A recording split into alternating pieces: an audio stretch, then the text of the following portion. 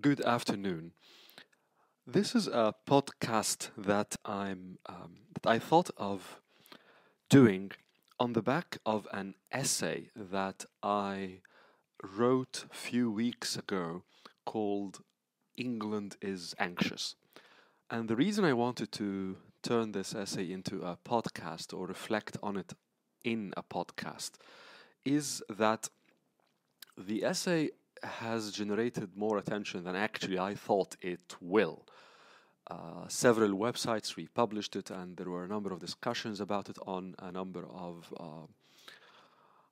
websites and websites of publications in the UK. And I thought maybe there is a way to reflect in a longer format on some of the themes that I have written about in that essay.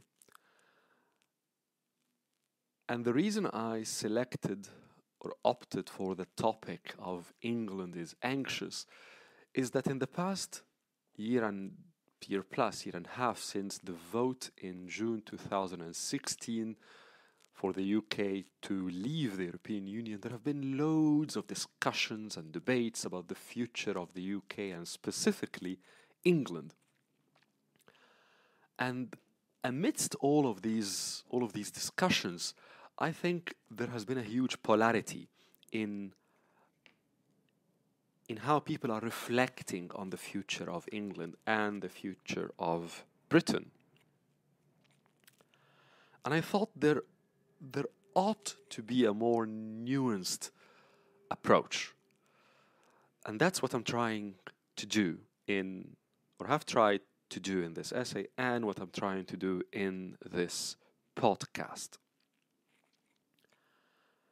Perhaps the first reason and the most obvious reason why England is anxious, and I'll say why England, by the way, and not Britain, maybe to start with, is that the decisive force that got the United Kingdom out of the European Union was England.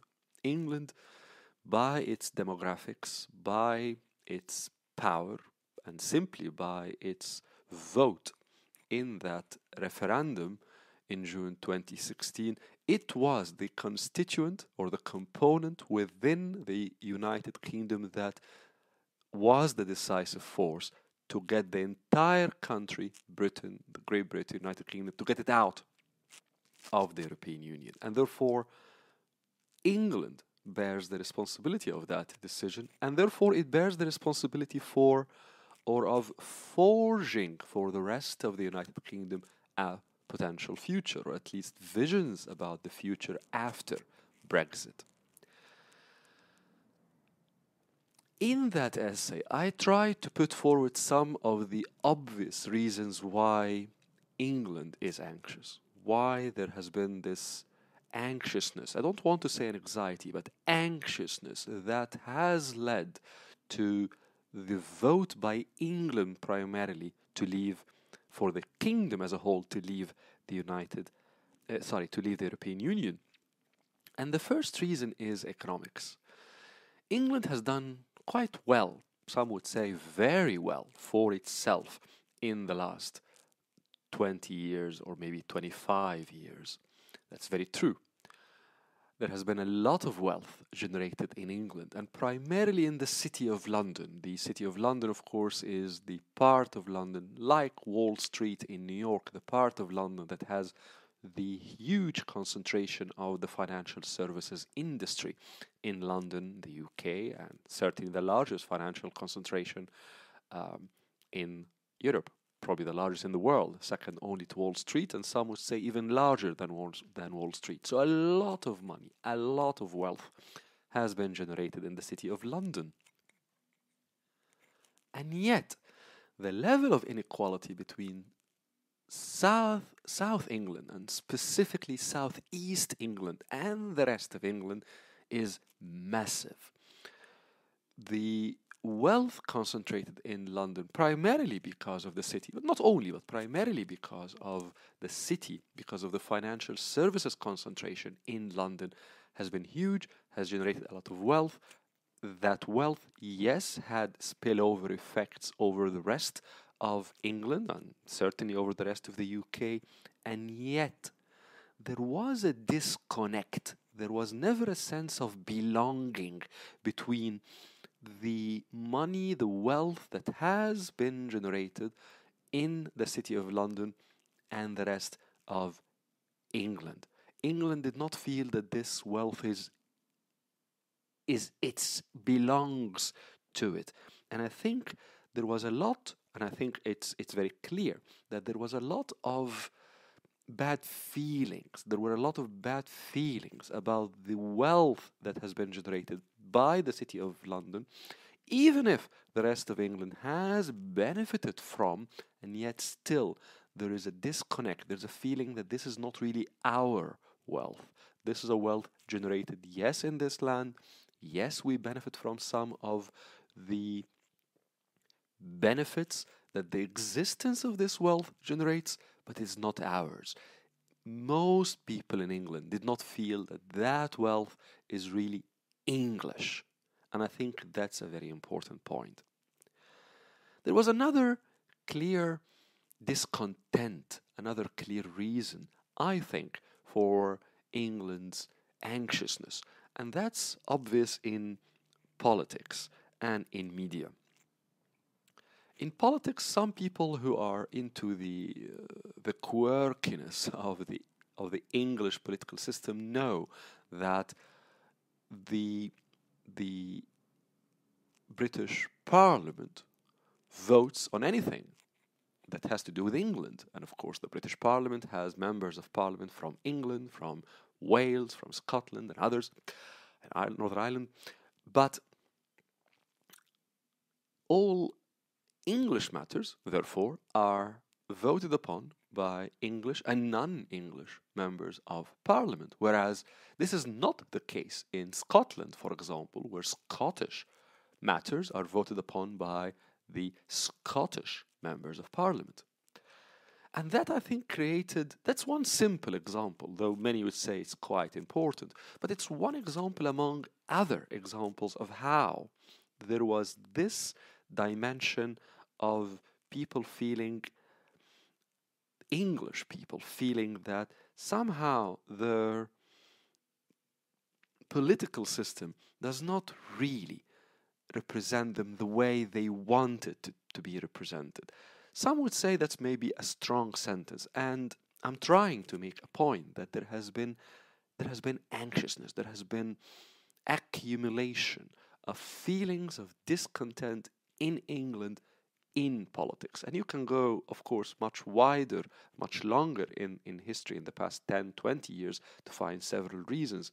But I'm just giving an example of one feature in the system that, for example, leads people to feel that the representation in the system is not ideal.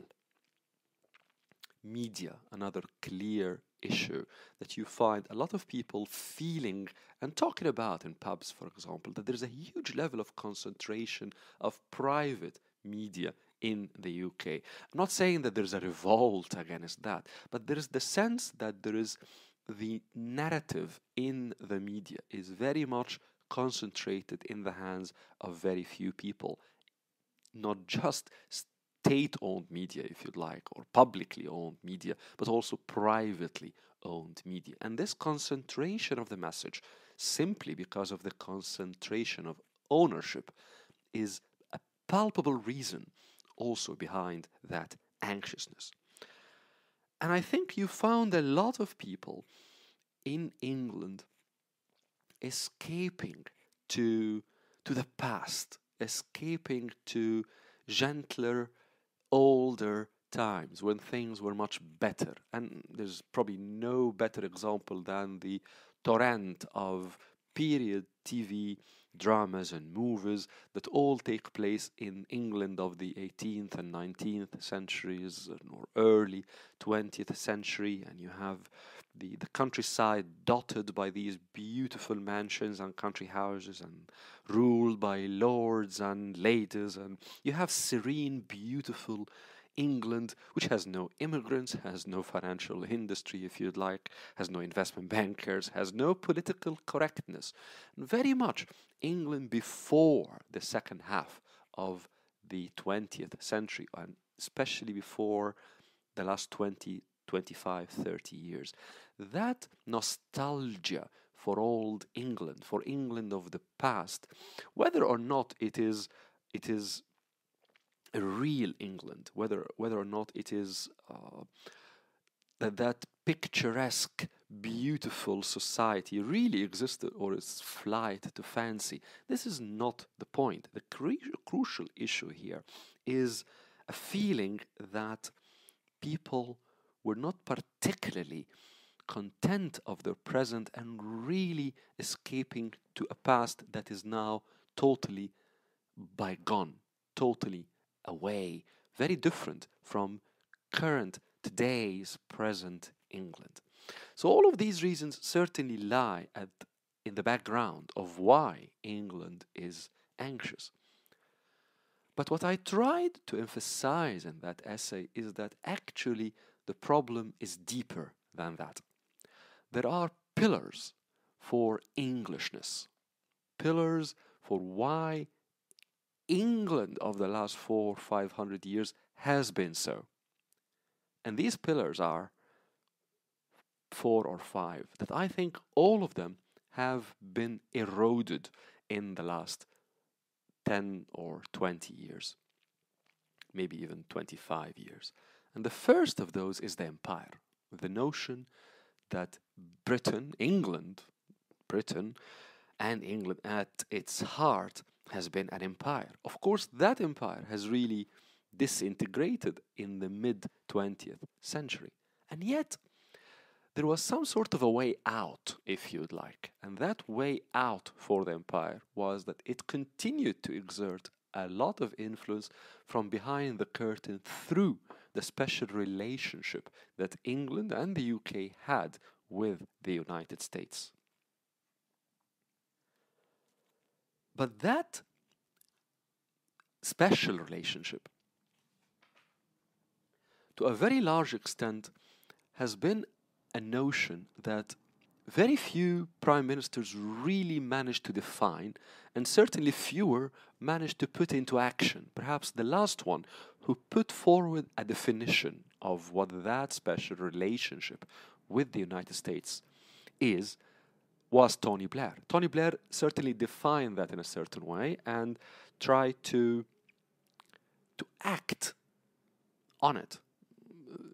Britain's participation in the Iraq invasion is certainly the most prominent example of Tony Blair's understanding of what is the special relationship between Britain and the US. The problem, there are many problems, but the fundamental problem of that issue is that since Tony Blair left number 10 Downing Street, left prime ministerial position, no prime minister really tried to define what that special relationship with the US is.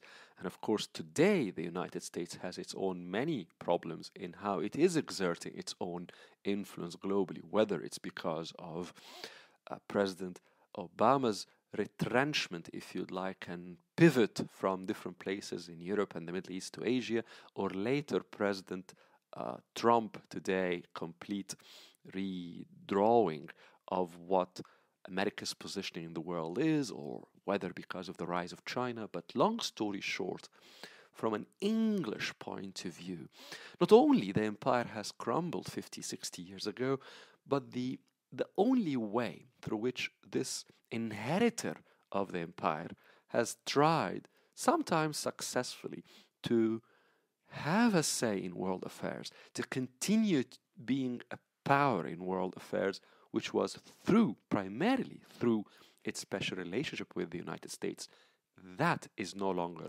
viable, at least no longer is properly defined. And therefore you have this inheritor of the empire of 200 years, in which Britain effectively ruled over half the world, today still seeing itself as a world power, still has aspirations of global influence somehow, and yet no means to exert these aspirations. And I think that's something that lies at the core of why England is anxious. Another reason England also is anxious is that some of its key pillars in the last 400-500 years are also facing very difficult moments. The monarchy is one of those. Queen Elizabeth, many would say, has perfectly personified the unique role of the monarch in English sociopolitics. But this is not clear to be the future. Now, if you look at the positioning of Prince Charles or Prince William, you can argue for or against, but the fundamental issue here is that this special command over the imagination that Queen Elizabeth has managed to have, is not clear that it is going to be there with the monarchy after Queen Elizabeth leaves the scene. And here we are not talking about any potential threat to the institution of the monarchy in England, but the special role, the power, how that institution has been an anchor to Englishness over the past centuries, really. There's uncertainty about how the institution will continue to play that role in the future. And I think that's another reason why there is this subtle anxiousness in England. Another institution that's going through a very difficult moment is the Anglican Church. Also another pillar of England and Englishness. And many would say that the Anglican Church has been by far the most progressive church in Christendom, in Christianity or Christendom. And I think that's true, actually. There have been many liberal advances in the thinking and even in the theology of the Anglican Church in the last 20 years or so. But these liberal progressive ideas of the Anglican Church have exacted a huge cost on the Church in the Anglican world. Just you look at the last major conferences of the Anglican world and how the positions of some of the Anglican churches in Africa, for example, were in contrast and against the Anglican Church in England. And you can simply see that maybe the English Church has found a way to relevance in the future at a time when the role of religion is becoming very contested, especially with the advances in understanding biology, understanding physics. So yes, maybe the Anglican Church's liberal progressive moves have made it and will continue to make it more relevant in a very secular future, and a future that will become probably secular to the level of threatening the role of religion and its relevance to society. In this case, what the Anglican Church has been doing is extremely valuable. But, and that's the crucial point, its positioning in the Anglican world, its role as a huge anchor in that world has been diminished massively over the past 20 years or so. And therefore, this casts another question about how powerful, how solid, a crucial pillar of Englishness is, which is the Anglican Church and its future. And then, of course, there is Brexit. And Brexit is a very long topic, so I don't want to go into it in detail. And in that essay, I did not go into it in a huge detail.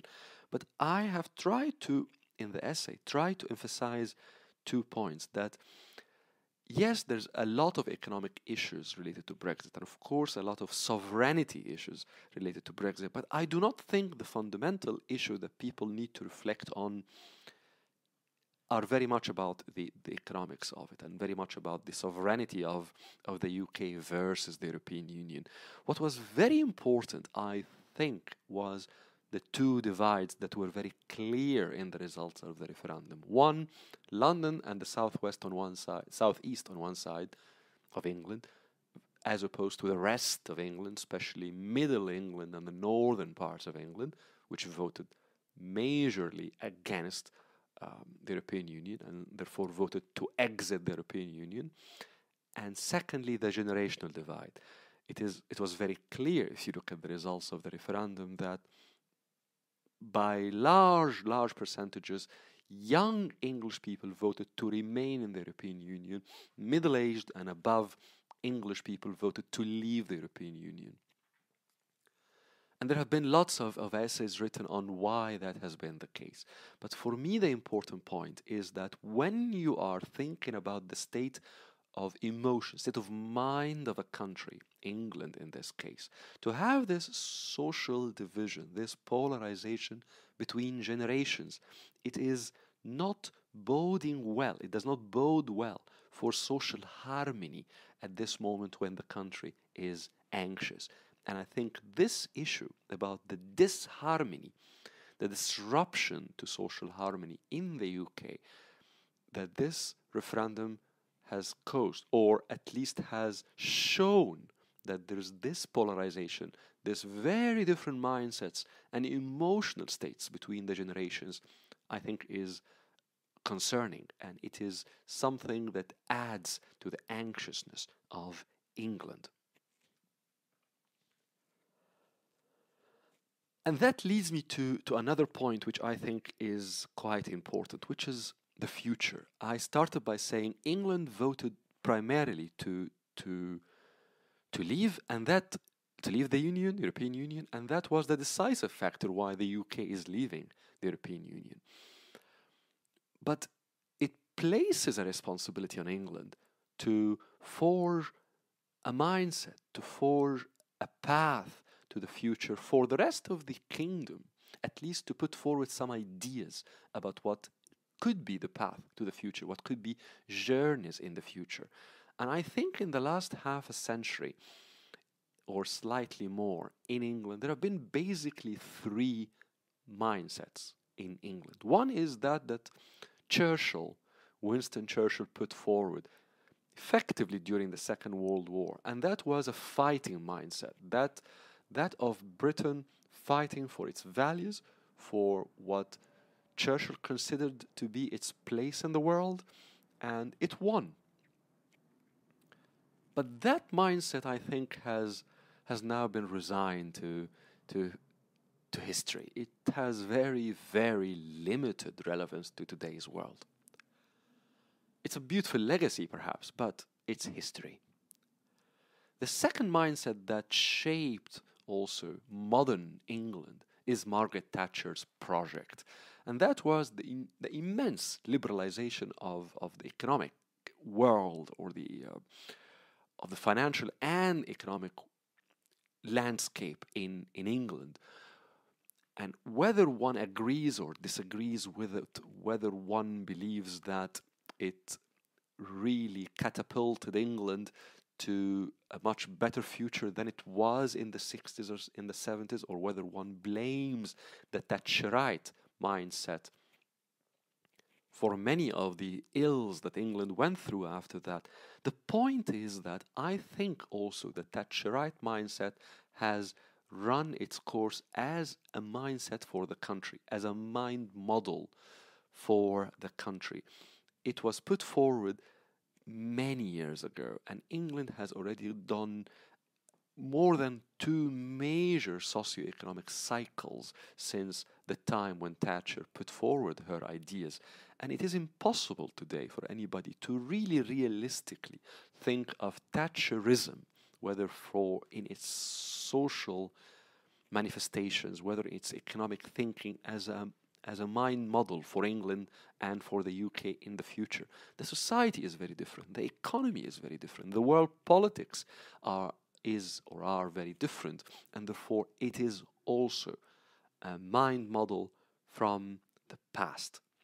The last one was that by Tony Blair, New Labour, if you'd like. And again, New Labour has its many admirers and has its many enemies, people who loathe it and completely hate it.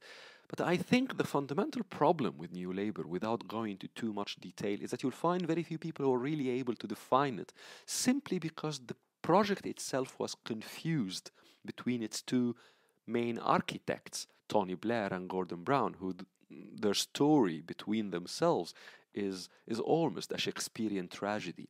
So if you have a mind model, whether or not its inherent idea is you agree with or not, the project itself was never able to become a coherent mind model for the country, simply because itself it was being pulled apart and confused between the opposing thinking and characters of its two architects, and therefore it certainly is not a mind model for the future. And here lies the other real challenge, the other for England, and the reason behind the anxiousness of England, behind England feeling anxious, that it is now compelled because of it voting to leave the European Union, it voting to leave the fundamental project of British politics in the last 30 years, and to forge for itself and for the other constituents of the United Kingdom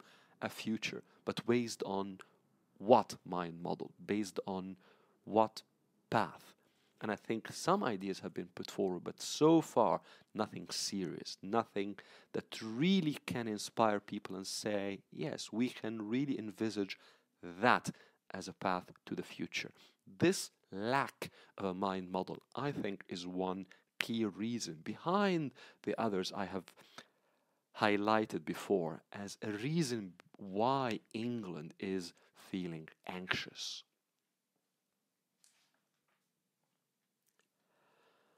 Many people these days are very pessimistic about the future of England because of all of these reasons I talked about in the last 25 minutes.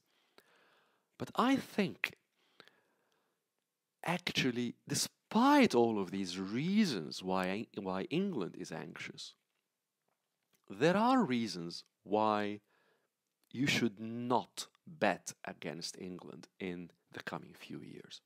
There is reasons that I think should pull England out of being anxious and actually instill calmness and instill energy, actually positive energy, into the future of this country. And I'll take you very briefly through them.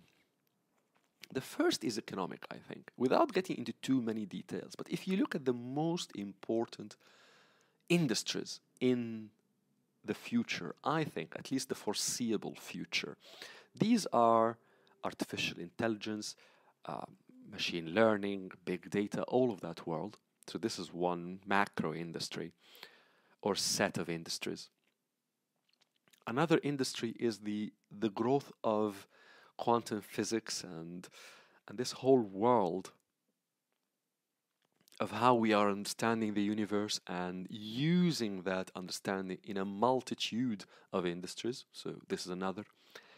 And bioengineering and the whole major changes going on right now in genetic engineering and what have you. I think these three macro areas are going to play a huge and very influential role in economic development and growth, and which countries would really have major benefits in the foreseeable future. And in the three, actually, England is a leading player in terms of thinking, innovation, research, and producing ideas. And if you have lots of this, if you have lots of uncompetitive features in many industries, but you do have many competitive features and characteristics in these industries that I highlighted here, I think overall you are in a good position regarding the economic future in the coming 5 to 10 years. And that's why I think, despite the problems that Brexit will certainly create for the British economy and for the English economy, because Britain, and specifically England, has very clear competitive advantages in these industries, I think it is, economically speaking, well positioned in the 5 to 10 years, coming 5 to 10 years. I also think England has a very unique advantage, which it has already been benefiting from and leveraging upon very well in the last 20 years or so, even more, which is that England owns the English language. And therefore, you find that the British contribution to the world of media, the world of entertainment, proportionately to its GDP and to its population, has been massive, massive. And I think the more the world continues to use England effectively as the lingua franca of the world, effectively as the language of entertainment, news, major communication across the globe, England will continue, especially in the industry of, or the macro industry of entertainment and infotainment, will continue to exact many benefits because of that, which is another benefit, another advantage really, rather, to its economic future in the foreseeable future, in the coming 5 to 10 years. England also is a place where most of the emerging players in the economy want to be. And I think that's an important point to reflect on. If you look at some of the major economic initiatives coming out from China, One Road, One Belt, for example, if you look at some of the major Indian conglomerates investing abroad, and when you look at where they are putting anchor investors, you can say that the Chinese state-owned enterprises are all over the world, and the major Indian players are all over the world. That's correct. But if you look at the anchor investments that they put, where investments are more of a hub than just a mere presence, you'll find that many of their investments, actually some of their key investments in England, are anchor investors. They are there to stay. For example, if you look at the logistical presence of India in Manchester, it is by far the largest in Europe and by far the most important in terms of the freight transfer between China and Europe. This is not a coincidence. And it says something about why England is benefiting from also centuries of its positioning as a place where rule of law is protected, where English, of course, is the language of operations, where there's a certain work ethic that people like, and other factors. And the presence of others, the presence of the economic giants of the future in England, and at least their preference to have a strong anchor presence in England, I think is a positive factor for England in the foreseeable future, the next 5 to 10 years. Also, relative to many other players, actually, many other countries, especially in Europe, England's sociopolitics are quite attractive, specifically when it comes to demographics, aging, and the tension with migrants. In the three, there are problems, clearly, and especially the last one has been very clear in the whole debate before and after Brexit. And yet, when you compare how England is faring in these points, size of the demography of the population, aging, the average age of the population, and how that is shifting, and in reality, apart from the rhetoric, in reality, the interaction with immigration and with immigrants in the country, actually, in the three factors, despite the many problems in England, it is, I would say, significantly better than other major European countries on the continent. And therefore, yes, this area, sociopolitics, will continue to be a point of immense tension. But if you compare it to other countries in Europe, I actually think England is by far better positioned in that domain. The real problem now, the real problem that keeps this anxiousness I talked about at the beginning there at the heart of the psyche of large segments of English people is that politics is failing. So irrespective of the major views on where the economy will go, I argue that actually England is well positioned. Irrespective of the major problems in the society, I argue that relative to its peers, it is in a better place. But the fundamental reasons, the key reasons that I tried to highlight earlier regarding the why England is anxious are exacerbated by politics. Politics should actually have the thread, create the thread that connects these advantages I talked about. But it is not doing that. Politics should actually engage voters on areas of their concerns, such as on having a real serious adults discussion that is not necessarily politically correct on some of the fundamental troubling issues that made many people in England decide to vote to kick the elite, if you'd like, in Brexit.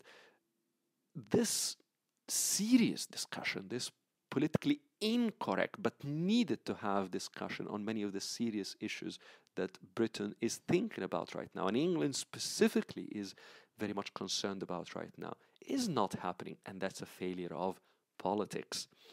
Politics should be the ones that is putting forward ideas for these old institutions that I talked about, the monarchy, the Anglican Church, the universities, by the way, the big universities, all of these institutions that have been suffering a dilution in their positioning, who really have major question marks about their future, and the people probably do not feel them, actually many I would say certainly do not feel them as anchors of Englishness in the future. Politics is not really putting forward ideas regarding these institutions and the role, and that's another failure. And finally, the key point, the mental model I mentioned before. England, and behind it the UK, needs a new mental model. You cannot resuscitate old mental models from 50 years ago or 25 years ago and say that's something we will just use after Brexit. It is not going to happen. That's a failure of imagination, and that's a failure of politics. And I think, despite all of the economic advantages, it is that specific failure, this failure of politics, really, that is creating that's fueling the anxiousness that I talked about. The points that have made many of the pillars of English and Englishness weakened and eroded in the last 20, 30 years could be reversed, could be addressed if politics rises up to the challenge of this moment, this very critical moment in England's history. But so far, England is not doing that. At the end of the essay, I argue that this is really the fundamental question. It is not about the economics. It is not about a number of the social dynamics going on right now in England. It is fundamentally about how will English politics address the dilution in the pillars of Englishness of the past 400 or 500 years. This, I think, is the fundamental question in today's British politics. And it is the fundamental question that will determine whether or not this sense of anxiousness that exists in England right now, and again, I don't want to say an anxiety, but this unease, whether or not it will continue. And if it continues, then it will steer England and behind it the UK in very wrong directions.